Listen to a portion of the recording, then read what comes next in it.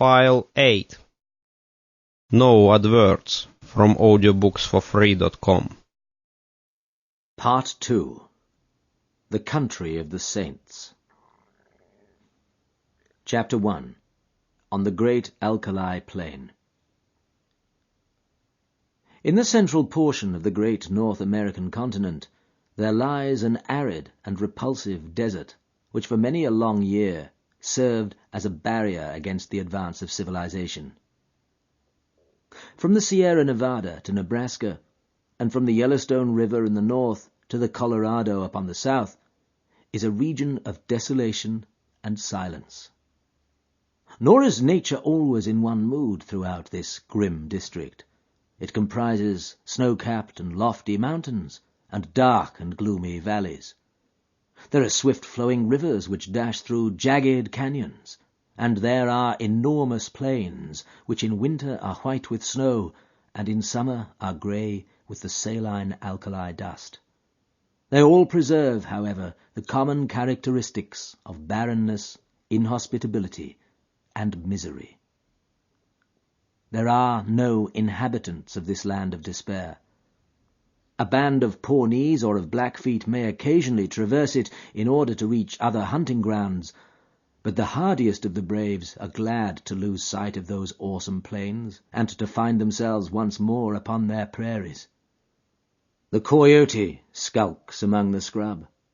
The buzzard flaps heavily through the air, and the clumsy grizzly bear lumbers through the dark ravines and picks up such sustenance as it can amongst the rocks. These are the sole dwellers in the wilderness. In the whole world there can be no more dreary view than that from the northern slope of the Sierra Blanco. As far as the eye can reach stretches the great flat plain land, all dusted over with patches of alkali and intersected by clumps of the dwarfish chaparral bushes. On the extreme verge of the horizon lies a long chain of mountain peaks, with their rugged summits flecked with snow. In this great stretch of country there is no sign of life, nor of anything appertaining to life. There is no bird in the steel-blue heaven, no movement upon the dull grey earth. Above all, there is absolute silence. Listen as one may, there is no shadow of a sound in all that mighty wilderness. Nothing but silence, complete and heart-subduing silence. It has been said that there is nothing appertaining to life upon the broad plain. That is hardly true. Looking down from the Sierra Blanco, one sees a pathway traced out across the desert which winds away and is lost in the extreme distance. It is rutted with wheels and trodden down by the feet of many adventurers. Here and there are scattered white objects which glisten in the sun and stand out against the dull deposit of alkali. Approach and examine them. They are bones, some large and coarse, others smaller and more delicate. The former have belonged to oxen, and the latter to men. For 1,500 miles one may trace this ghastly caravan route by these scattered remains of those who have fallen by the wayside. Looking down on this very scene, there stood upon the 4th of May, 1847, a solitary traveller. His appearance was such that he might have been the very genius or demon of the region. An observer would have found it difficult to say whether he was nearer to 40 or to 60. His face was lean and haggard, and the brown parchment-like skin was drawn tightly over the projecting bones. His long brown hair and beard were all flecked and dashed with white. His eyes were sunken in his head and burned with an unnatural lustre, while the hand which grasped his rifle was hardly more fleshy than that of a skeleton. As he stood, he leaned upon his weapon for support, and yet his tall figure and the massive framework of his bones suggested a wiry and vigorous constitution. His gaunt face, however, and his clothes, which hung so baggily over his shriveled limbs, proclaimed what it was that gave him that senile and decrepit appearance. The man was dying from hunger and from thirst. He had toiled painfully down the ravine and on to this little elevation in the vain hope of seeing some signs of water. Now the great salt plain stretched before his eyes, and the distant belt of savage mountains, without a sign anywhere of plant or tree which might indicate the presence of moisture. In all that broad landscape there was no gleam of hope. North and east and west he looked with wild, questioning eyes, and then he realized that his wanderings had come to an end, and that there, on that barren crag, he was about to die. "Why not here, as well as in a feather bed 20 years hence?" he muttered as he seated himself in the shelter of a boulder. Before sitting down, he had deposited upon the ground his useless rifle, and also a large bundle tied up in a grey shawl which he had carried slung over his right shoulder. It appeared to be somewhat too heavy for his strength, for in lowering it, it came down on the ground with some little violence. Instantly there broke from the grey parcel a little moaning cry, and from it there protruded a small, scared face, with very bright brown eyes and 2 little speckled, dimpled fists. "You hurt me," said a childish voice, reproachfully. "Have I, though?" the man answered penitently. "I didn't go for to do it." As he spoke, he unwrapped the grey shawl and extricated a pretty little girl of about 5 years of age, whose dainty shoes and smart pink frock with its little linen apron all bespoke a mother's care. The child was pale and wan, but her healthy arms and legs showed that she had suffered less than her companion. "How is it now?" he answered anxiously, for she was still rubbing the towsy golden curls which covered the back of her head. "Kiss it and make it well," she said, with perfect gravity, showing the injured part to him. "That's what Mother used to do." "Where's Mother?" "Mother's gone. I guess you'll see her before long." "Gone, eh?" said the little girl. "Funny she didn't say goodbye. She must always did if she was just going over to Auntie's for tea. Now she's been away 3 days. Say, it's awful dry, ain't it? Ain't there no water? No nothing to eat?" "No, there ain't nothing, dearie. You just need to be patient a while, and then you'll be all right. You put your head up agin me like that, and then you'll feel bullier. It ain't easy to talk when your lips is like leather, but I guess I'd best let you know how the cards lie. What's that you got?" "Pretty things, fine things," cried the little girl enthusiastically, holding up 2 glittering fragments of mica. "When we goes back to home, I'll give 'em to Brother Bob." "You'll see prettier things than them soon," said the man confidently. "You just wait a bit. I was going to tell you, though. You remember when we left the river?" "Oh, yes." "Well, we reckoned we'd strike another river soon, you see, but there was something wrong. Compasses or a map or something, and it didn't turn up. Water ran out, just except a little drop for the likes of you, and you couldn't wash yourself," interrupted his companion gravely, staring up at his grimy visage. "Nope, nor drink. And Mr. Bender, he was the first to go, and then Indian Pete, and then Mrs. McGregor, and then Johnny Hones. And then, dearie, your mother." "Then Mother's a deader, too," cried the little girl, dropping her face in her pinafore and sobbing bitterly. "Yeah, they all went except you and me. And then I thought there was some chance of water in this direction, so I heaved you over my shoulder and we tramped it together. It don't seem as though we've improved matters. There's an almighty small chance for us now." "Do you mean that we're gonna die, too?" asked the child, checking her sobs and raising her tear-stained face. "Well, I guess that's about the size of it." "Oh, why didn't you say so before?" she said, laughing gleefully. "You gave me such a fright. Why, of course, now as long as we die, we'll be with Mother again." "Yeah, you will, dearie." "And you too. I'll tell her how awful good you've been. I'll bet she meets us at the door of heaven with a big pitcher of water and a lot of buckwheat cakes, hot and toasted on both sides like Bob and me was fond of. How long will it be first? Oh, I don't know. Not very long. The man's eyes were fixed upon the northern horizon. In the blue vault of the heaven there had appeared 3 little specks which increased in size every moment, so rapidly did they approach. They speedily resolved themselves into 3 large brown birds which circled over the heads of the 2 wanderers and then settled upon some rocks which overlooked them. They were buzzards, the vultures of the west, whose coming is the forerunner of death. Cocks and hens, cried the little girl gleefully, pointing at their ill-omened forms and clapping her hands to make them rise. Say, did God make this country? In course he did, said her companion, rather startled by this unexpected question. He made the country down in Illinois, and he made the Missouri, the little girl continued. I guess somebody else made the country in these parts. It's not nearly so well done. They forgot the water and the trees. What would you think of offering up prayer? The man asked diffidently. It ain't night yet, she answered. It don't matter. It ain't quite regular, but he won't mind that, you bet.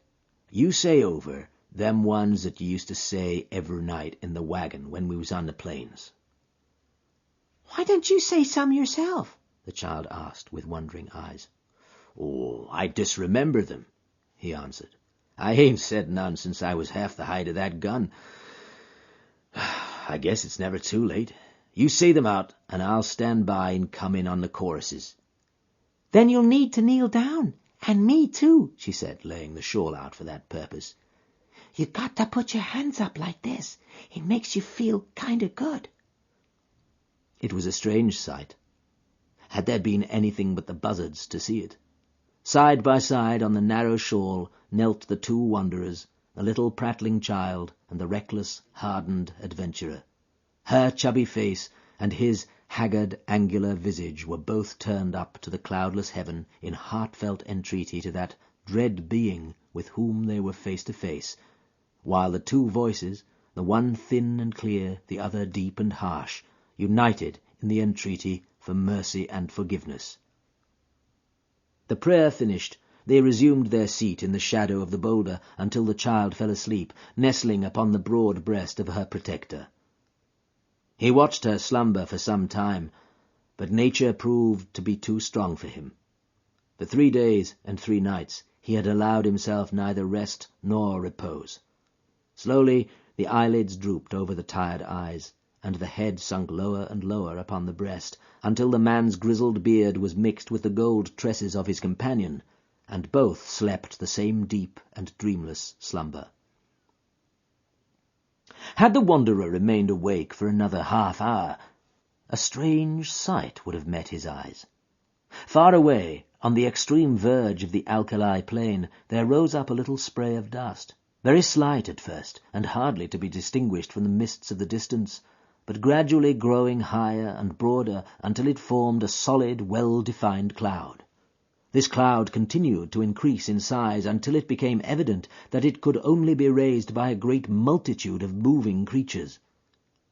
In more fertile spots, the observer would have come to the conclusion that one of those great herds of bisons which graze upon the prairie land was approaching him. This was obviously impossible in these arid wilds.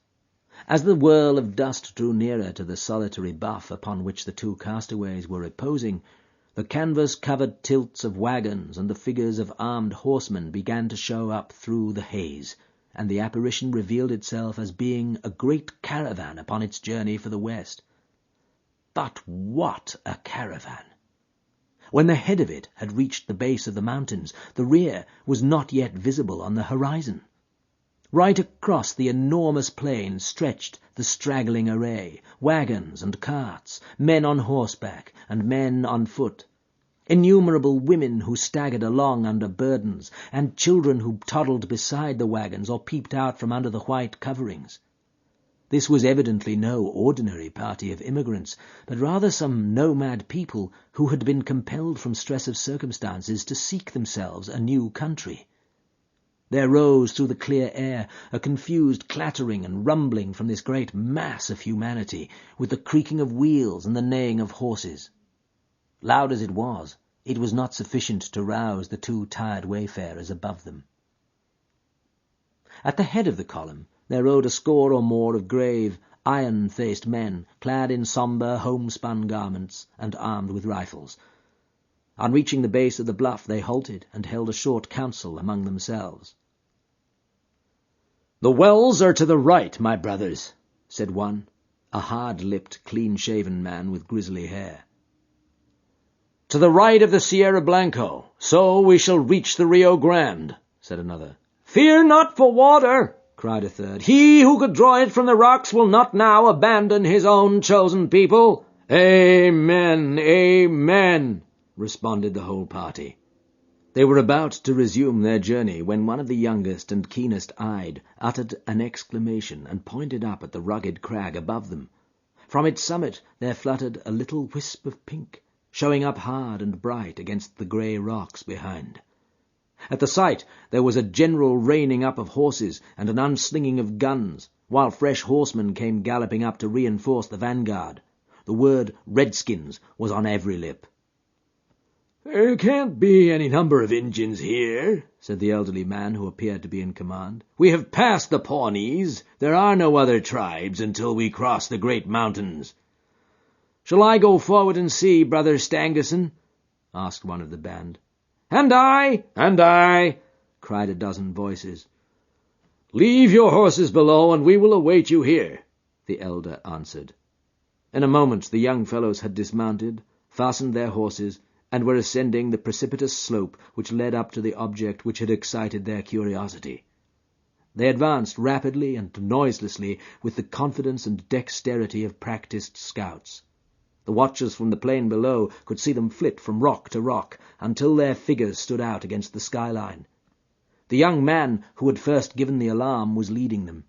Suddenly his followers saw him throw up his hands as though overcome with astonishment, and on joining him they were affected in the same way by the sight which met their eyes. On the little plateau which crowned the barren hill there stood a single giant boulder, and against this boulder there lay a tall man, long-bearded and hard-featured, but of an excessive thinness. His placid face and regular breathing showed that he was fast asleep. Beside him lay a little child, with her round white arms encircling his brown sinewy neck, and her golden-haired head resting upon the breast of his velveteen tunic. Her rosy lips were parted, showing the regular line of snow-white teeth within, and a playful smile played over her infantile features. Her plump little white legs, terminating in white socks and neat shoes with shining buckles, offered a strange contrast to the long shriveled members of her companion. On the ledge of rock above this strange couple there stood 3 solemn buzzards, who at the sight of the newcomers uttered raucous screams of disappointment and flapped sullenly away. The cries of the foul birds awoke the 2 sleepers, who stared about them in bewilderment. The man staggered to his feet and looked down upon the plain which had been so desolate when sleep had overtaken him, and which was now traversed by this enormous body of men and of beasts. His face assumed an expression of incredulity as he gazed, and he passed his bony hand over his eyes. "This is what they call delirium, I guess," he muttered. The child stood beside him, holding on to the skirt of his coat, and said nothing, but looked all around her with the wondering, questioning gaze of childhood. The rescuing party were speedily able to convince the 2 castaways that their appearance was no delusion. One of them seized the little girl and hoisted her upon his shoulder, while 2 others supported her gaunt companion and assisted him towards the wagons. "My name is John Ferrier," the wanderer explained. "Me and that little un are all that's left of 21 people. The rest is all dead of thirst and hunger way down in the south." "Is she your child?" asked someone. "I guess she is now," the other cried defiantly. "She's mine 'cause I saved her. No man will take her from me. She's Lucy Ferrier from this day on." "Who are you, though?" he continued, glancing with curiosity at his stalwart, sunburnt rescuers. "There seems to be a powerful lot of you." "Nigh upon 10,000, said one of the young men. "We are the persecuted children of God, the chosen of the angel Moroni." "I never heard tell on him," said the wanderer. "He appears to have chosen a fair crowd of you." "Do not jest at that which is sacred," said the other sternly. "We are of those who believe in those sacred writings drawn in Egyptian letters on plates of beaten gold, which were handed unto the holy Joseph Smith at Palmyra. We have come from Nauvoo in the state of Illinois, where we had founded our temple. We have come to seek a refuge from the violent man and from the godless, even though it be the heart of the desert." The name of Nauvoo evidently recalled recollections to John Ferrier. "I see," he said. "You are the Mormons." "We are the Mormons," answered his companions with one voice. "And where are you going?" "We do not know. The hand of God is leading us under the person of our prophet. You must come before him. He shall say what is to be done with you." They had reached the base of the hill by this time, and were surrounded by crowds of pilgrims, pale-faced, meek-looking women, strong, laughing children, and anxious, earnest-eyed men. Many were the cries of astonishment and of commiseration which arose from them when they perceived the youth of one of the strangers and the destitution of the other. Their escort did not halt, however, but pushed on, followed by a great crowd of Mormons, until they reached a wagon which was conspicuous for its great size and for the gaudiness and smartness of its appearance. 6 horses were yoked to it, whereas the others were furnished with 2, or at most 4 apiece. Beside the driver there sat a man who could not have been more than 30 years of age, but whose massive head and resolute expression marked him as leader. He was reading a brown-backed volume, but as the crowd approached he laid it aside and listened attentively to an account of the episode. Then he turned to the 2 castaways. "If we take you with us," he said in solemn words, "it can only be as believers in our own creed. We shall have no wolves in our fold. Better far that your bones should bleach in this wilderness than that you should prove to be that little speck of decay which in time corrupts the whole fruit. Will you come with us on these terms?" "I guess I'll come with you on any terms," said Ferrier, with such emphasis that the grave elders could not restrain a smile. The leader alone retained his stern, impressive expression. "Take him, Brother Stangerson," he said. "Give him food and drink, and the child likewise. Let it be your task also to teach him our holy creed. We have delayed long enough. Forward! On! On to Zion!" On to Zion!" cried the crowd of Mormons, and the words rippled down the long caravan, passing from mouth to mouth until they died away in a dull murmur in the far distance. With a cracking of whips and a creaking of wheels the great wagons got into motion, and soon the whole caravan was winding along once more. The elder to whose care the 2 waifs had been committed led them to his wagon, where a meal was already awaiting them. "You shall remain here," he said. "In a few days you will have recovered from your fatigues. In the meantime, remember that now and forever you are of our religion. Brigham Young has said it, and he has spoken with the voice of Joseph Smith, which is the voice of God.